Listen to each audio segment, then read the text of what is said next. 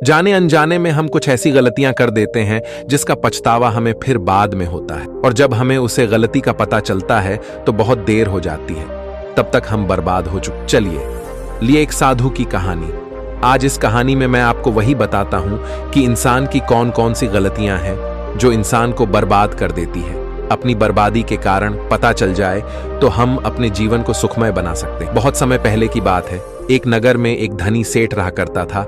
उस सेठ के पास सभी प्रकार की सुख सुविधाएं थी, लेकिन उसके कोई संतान नहीं। संतान के दुख में वह हमेशा चिंतित रहता। फिर एक दिन उसे पता चलता है कि उसकी पत्नी गर्भवती, और उसने अपनी पत्नी का खूब ख्याल रखा। ऐसे में एक दिन उसके घर पर एक पुत्र का जन्म हुआ। सेठ पुत्र के जन्म पर बहुत प्रसन्न था। उसने पूरे नगर में मिठाई बांट और उसके ललन पालन में कोई कमी नहीं छोड़ी। देखते ही देखते उसका पुत्र बड़ा हो गया। फिर सेठ ने उसे पुत्र को गुरुकुल भेजने का निर्णय किया ताकि वो पढ़ लिख कर एक विद्वान बन सके। अभी उसके पुत्र की उम्र ज्यादा नहीं हुई थी, लेकिन उसने छोटी सी उम्र में अपने बेटे को शिक्षा ग्रहण करने के लिए गुरुकुल भेज दिया था। गुरुकुल में वह बालक अच्छे से शिक्षा ग्रहण करता, अपने गुरु की सभी आज्ञाओं का पालन करता। ऐसे में वह बालक धीरे धीरे वहां का सबसे होनहार विद्यार्थी बन गया। गुरुकुल में उसे बालक ने सारे वेद पुराण और शास्त्रों का अध्ययन किया और बहुत बड़ा विद्वान बन गया, अर्जित कर लिया। लेकिन वो कहते हैं ना कि समय कब बदल जाए किसी को भी पता नहीं होता। ऐसे ही एक दिन किसी प्राकृतिक आपदा की वजह से उसके माता पिता की मृत्यु हो गई, और जब उसके माता पिता की मृत्यु हुई तब तक उसे बालक की शिक्षा पूर्ण नहीं हुई थी। और जब उसे बालक ने इस खबर को सुना कि उसके माता पिता अब इस दुनिया में नहीं रहे और उनका सब कुछ बर्बाद हो चुका है, तो उसे बालक का इस सांसारिक मोह माया से मैन उठ गया। उसके बाद उसे बालक ने नीचे किया कि वह गुरुकुल से शिक्षा पूर्ण करने के बाद अपना संपूर्ण जीवन लोगों की भलाई में व्यतीत करेगा। फिर जब उसे बालक की शिक्षा पूर्ण हो गई तो उसके बाद वह बालक सन्यासी बन गया और वह सांसारिक वस्तुओं से दूर हिमालय के जंगल में चला गया। जंगल में जाकर उसने वहां लंबे श्यामे तक तपस्या की।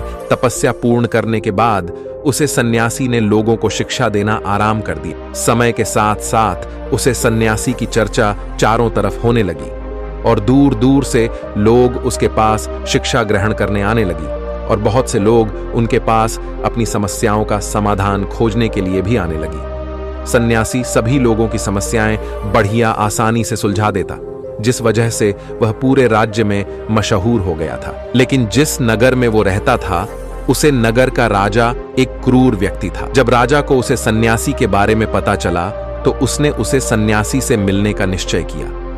अगली सुबह को राजा अपने महल से निकलकर उसे सन्यासी से मिलने के लिए निकल गया, और फिर वो उसे कुटिया पर जाकर पहुंच गया। वहां पहुंचकर जब राजा ने उसे सन्यासी को देखा तो वह देखता ही रह गया। उसके चेहरे पर एक अलग ही देश था।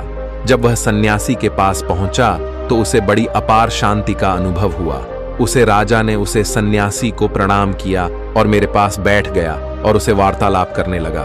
वो राजा पहले ही मुलाकात में उसे सन्यासी के व्यक्तित्व से इतना प्रभावित हुआ कि उसने उसी समय से अच्छाई की राह पर चलने की थन ली, और मैन ही मैन सोचने लगा कि इतनी छोटी सी मुलाकात में यह सन्यासी मुझे इतना बदल सकता है, तो अगर यह हमेशा मेरे साथ ही रहने लगे तो मेरी तो जिंदगी बदल जाएगी। और यही सोचकर राजा सन्यासी से अपने महल चलने के लिए आग्रह करने लगा। राजा का आग्रह सुनकर सन्यासी माना नहीं कर पाया और वो राजमहल चलने को तैयार हो गई। फिर राजा सन्यासी को लेकर राजमहल की ओर चल दिया। राजमहल पहुंचने पर राजा ने सन्यासी का खूब आदत सरकार किया, और उसके बाद राजा ने सन्यासी को एक सही कमरे में भोजन करवाया। भोजन के पक्ष सन्यासी ने राजा को धन्यवाद दिया और मुझे वासना के द्वार तक लेकर आई है और मैं आपके प्रति आकर्षित हो गया। इसके बाद वो सन्यासी रानी को लेकर राजा के पास गया और बोला कि राजन, मुझे क्षमा कर दीजिए, मुझे अपनी गलती का एहसास हो गया है। यह लो आपकी रानी, मुझे यह सब नहीं चाहिए। मैं अपनी इच्छा के वसीबुट होकर यह गलत कार्य करने जा रहा था और अपने जीवन को बर्बाद कर रहा था, लेकिन अब मुझे सब कुछ समझ आ गया है। उसके बाद उसे सन्यासी ने कहा कि ही राजन, मनुष्य की बर्बादी का कारण उसकी 4 आदतें बनती है, और दुनिया की हर एक व्यक्ति के अंदर ये 4 अवगुण होते हैं। लेकिन जो व्यक्ति इन पर नियंत्रण का लेता है वह दुख और परेशानियों से बच जाता है। वहीं जो व्यक्ति इन चारों दोस्तों पर नियंत्रण नहीं कर पाता है वो बर्बाद होने के कगार पर पहुंच जाता है। यह सुनकर राजा ने कहा कि महाराज, आप मुझे वो 4 आदतें बताइए जिससे कि मनुष्य की बर्बादी हो जाती है। फिर सन्यासी ने राजा को मनुष्य को बर्बाद करने वाली आदतों के बारे में बताया कि ही राजन, मनुष्य को बर्बाद करने वाली पहली आदत है इच्छा, क्योंकि इच्छा ही दुनिया की हर एक व्यक्ति के अंदर सबसे पहला अवगुण होता है।